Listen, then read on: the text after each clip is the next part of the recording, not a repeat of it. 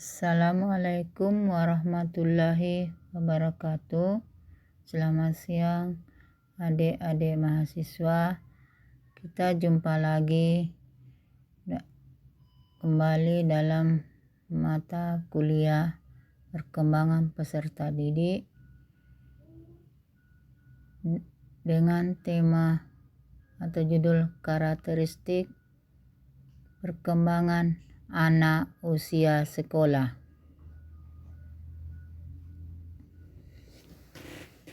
Nah, berbicara mengenai pendidikan, ini ada istilah pendidikan itu bukanlah kita mengisi ember tetapi menyalakan api. Nah, selanjutnya yaitu masa sekolah, usia 7 sampai dengan 12 tahun. Pada masa sekolah ini bisa dilihat dari perkembangan fisik si anak, yang kedua perkembangan intelektual, ketiga perkembangan emosi, yang keempat perkembangan sosial dan moral, dan yang terakhir implikasinya pada pendidikan. Perkembangan fisik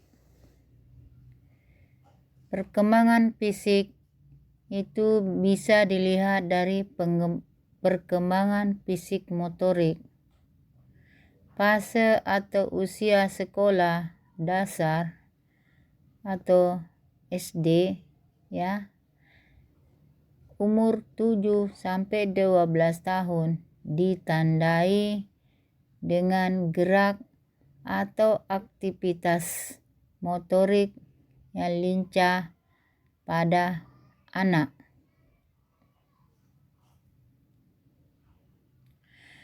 Perkembangan motorik pada anak itu ada dua. Yang pertama adalah motorik halus dan yang kedua motorik kasar. Apabila kita lihat dari motorik halus, ini ada beberapa bagian. Itu motorik halus itu dengan cara si anak menulis. Dia belajar menulis yang diajarkan di sekolah. Yang kedua, dia menggambar atau melukis.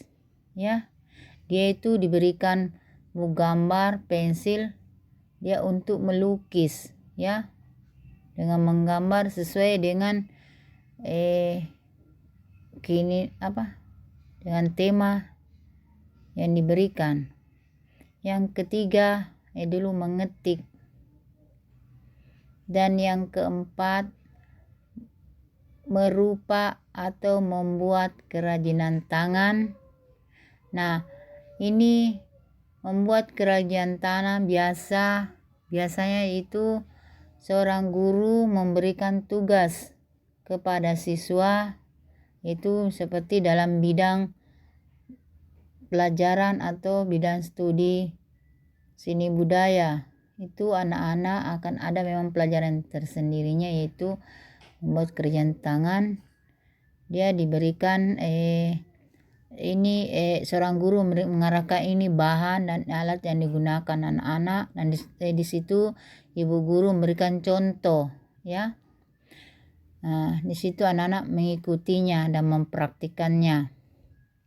Yang terakhir adalah menjahit. Ini menjahit biasa dulu kita diberikan contoh bagaimana cara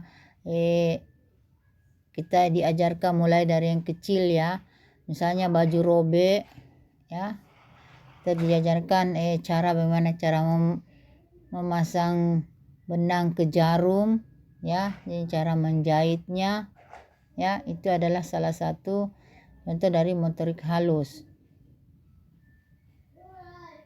Motorik kasar itu berawal contoh seperti baris berbaris. Ini baris berbaris hampir memang setiap hari dilakukan di sekolah. Itu yang dilakukan oleh misalnya ini baris berbaris, terus misalnya dalam upacara itu kan bagaimana cara baris berbaris, ya. Gerak jalan, ya, gerak jalan santai, atau mungkin mau perlombaan 17, ya. Tuh di situ cara baris berbaris bagaimana cara yang baik. Yang kedua yaitu seni bela diri. Nah, ini seni bela diri itu semacam keterampilan, ya, atau kegiatan ekstrakurikuler. Nah, terus yang ketiga senam.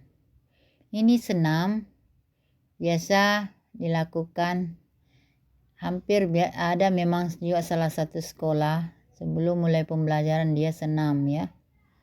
Untuk supaya anak-anak itu keluar keringat dan enak dirasa, ya, keluar keringatnya sebelum mulai pembelajaran. Atau dalam berolahraga, ya, sebelum itu dia senam, ajarkan senam, bagaimana gerakan-gerakan yang indah, ya. Terus yang keempat yaitu berenang. Nah, ini berenang biasa dilakukan oleh guru olahraga mengajak para muridnya atau siswanya, ya, berenang ke kolam renang, ya. Kemudian di situ dia mempelajari gaya, ya, yang digunakan dalam berenang. Misalnya salah satu contohnya itu gaya kupu-kupu, ya. Nah, terus yang kelima yaitu bermain sepak bola. Nah, ini kalau bermain sepak bola itu hampir semua itu siswa itu, kalau anak-anak suka sekali kalau dikasih bola, dia bersemangat, ya, untuk bermain. Nah, selanjutnya adalah upaya sekolah untuk memfasilitasi perkembangan motorik secara fungsional. Nah, yang pertama adalah sekolah merencanakan pembelajaran keterampilan yang bermanfaat bagi perkembangan atau kehidupan anak. Yang kedua, sekolah memberikan pelajaran olahraga kepada siswa. Ketiga, sekolah memberikan guru-guru yang berkompeten atau ahli dalam bidang olahraga dan keterampilan. Yang keempat, sekolah memberikan atau memfasilitasi sarana untuk keberlangsungan pelaksanaan olahraga dan keterampilan di sekolah. Terus selanjutnya adalah perkembangan intelektual. Kalau dilihat dari perkembangan intelektual itu bisa dilihat dengan cara untuk mengembangkan kemampuan intelektual. Sekolah itu harus memberi dasar-dasar keilmuan seperti dengan cara membaca, menulis, dan berhitung. Terus memberi dasar-dasar pengetahuan yang terkait dengan kehidupan manusia, hewan, lingkungan alam, dan lingkungan sosial, budaya, dan agama. Terus selanjutnya memberi peluang untuk bertanya, berpendapat, memberi kritik terkait pelajaran dan peristiwa yang terjadi di lingkungan. Misalnya anak-anak di sekolah ditugaskan, ada gurunya mau tugaskan, ya, seperti dalam pembelajaran diskusi. Di situ anak dilatih untuk bertanya, dia untuk berpendapat, memberi kritik, ya. Yang jelas itu kritiknya yang bersifat positif, ya. Terus yang selanjutnya menyelenggarakan kegiatan seperti perlombaan. Ya. Nah, kita lanjut lagi perkembangan emosi. Perkembangan emosi pada usia sekolah khususnya di kelas tinggi, yaitu ini untuk di SD ya, SD yaitu kelas tinggi kelas 4, 5 dan 6.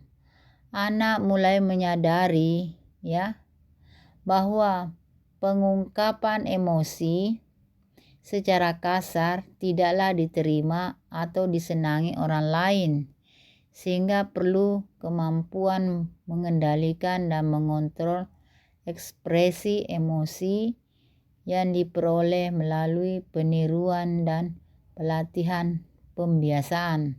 Itu perkembangan emosi pada usia sekolah, ya. Karakteristik emosi anak.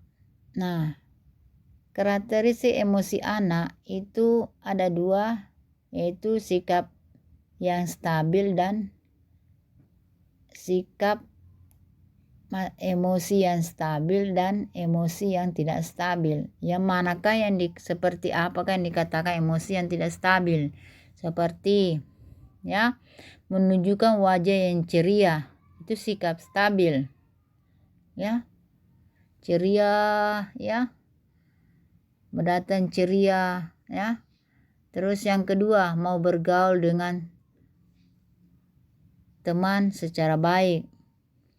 Ketiga, semangat dalam belajar, ya. Itu ketika emosinya yang stabil, ya. Dapat berkonsentrasi dalam belajar, bersikap menghargai diri sendiri dan orang lain, ya. Nah, selanjutnya itu emosi yang tidak stabil. Itu pertama adalah menunjukkan wajah yang murung, mudah tersinggung. Nah, si anak itu mudah tersinggung kalau emosinya tidak stabil. Yang ketiga, tidak mau bergaul dengan orang lain. Dia suka marah-marah, suka mengganggu teman, dan tidak percaya diri. Ya, itu karakteristik emosi si anak yang kata tadi stabil dan tidak stabil. Upaya yang dapat ditempuh agar terciptanya suasana yang kondusif seperti memperlakukan siswa atau siswi sebagai individu yang mempunyai harga diri, memberikan nilai secara adil dan objektif, ya. Nah, memberikan nilai secara adil dan objektif. Seorang guru itu dia tidak boleh membeda-bedakan antara siswa yang satu dengan lain. Dia harus adil, ya. Lalu menciptakan kondisi kelas yang tertib, bersih dan sehat, ya. Gimana itu anak-anak itu dalam kelas dia tertib, bersih, ya. Kalau sampah itu tidak boleh dibuang sembarangan, ya, karena ini kita menganukan pola hidup sehat, ya, mengajarkan pola hidup sehat. Perkembangan sosial dan moral. Perkembangan sosial itu diartikan adalah pencapaian kematangan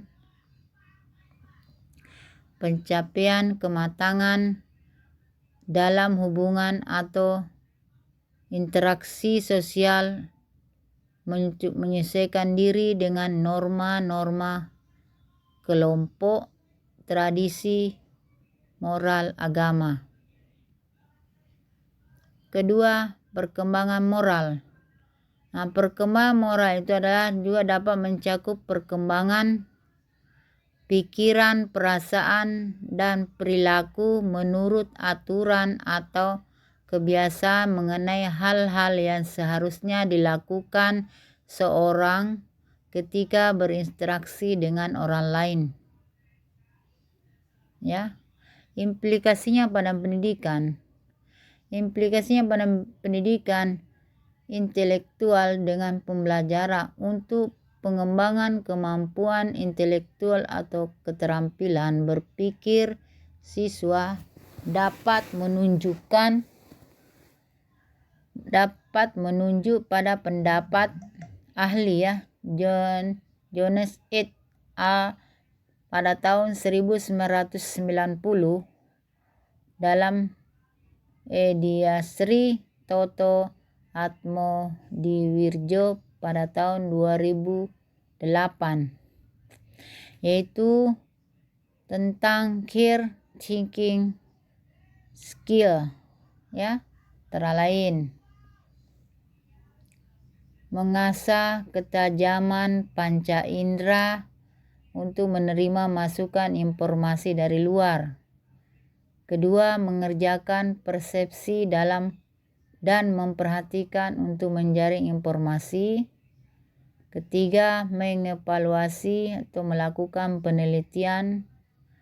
Keempat, mengabstraksi, restrukturisasi, membuat ringkasan. Yang kelima, menyimpulkan, menduga, elaborasi, mengidentifikasi ciri penting. Selanjutnya, mengurutkan, membedakan, mengelompokkan. Yang terakhir, mengingatkan dengan strategi antara lain pengulangan, memberi makna, membuat catatan, atau melakukan asosiasi pengalaman sehari-hari. Kedua, interaksi perkembangan intelektual dengan pembelajaran.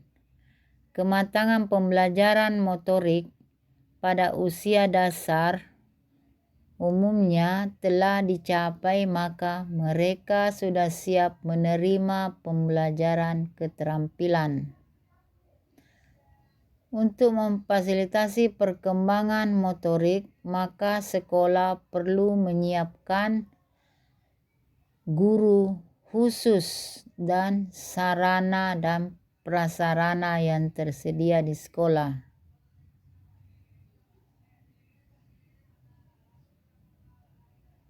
Ketiga, implikasi perkembangan emosi dengan pembelajaran. Emosi yang positif, seperti perasaan senang, bergairah, bersemangat, atau rasa ingin tahu akan mempengaruhi individu untuk mengonsentrasikan dirinya terhadap aktivitas belajar seperti memperhatikan penjelasan guru, membaca buku-buku yang ada di perpustakaan yang ada di sekolah, aktif dalam berdiskusi, mengerjakan tugas-tugas yang diberikan oleh guru, dan disiplin dalam belajar. Itu emosi yang positif.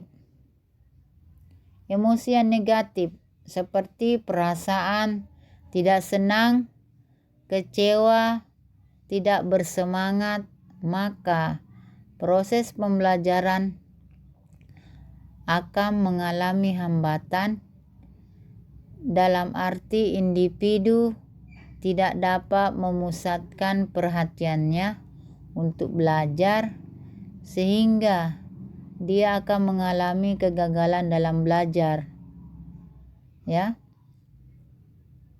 sehingga guru harus mempunyai kepedulian untuk menciptakan situasi belajar yang menyenangkan atau kondusif agar terciptanya proses belajar mengajar yang efektif. Itu emosi yang negatif, beda dengan yang positif tadi. Yang keempat, implikasi perkembangan sosial moral dalam pembelajaran. Berkat diperolehnya perkembangan sosial dan moral, si anak dapat menyesuaikan diri dengan kelompok teman sebaya atau dengan lingkungan masyarakat di sekitarnya. Nah, itulah tadi materi yang Ibu sampaikan tentang karakteristik ya perkembangan anak usia sekolah. Ya, demikianlah saya sampaikan penyampaian materi dari Ibu. Mudah-mudahan adik-adik mahasiswa dapat memahami ya materi kita hari ini, dan terima kasih. Assalamualaikum warahmatullahi wabarakatuh. Selamat siang.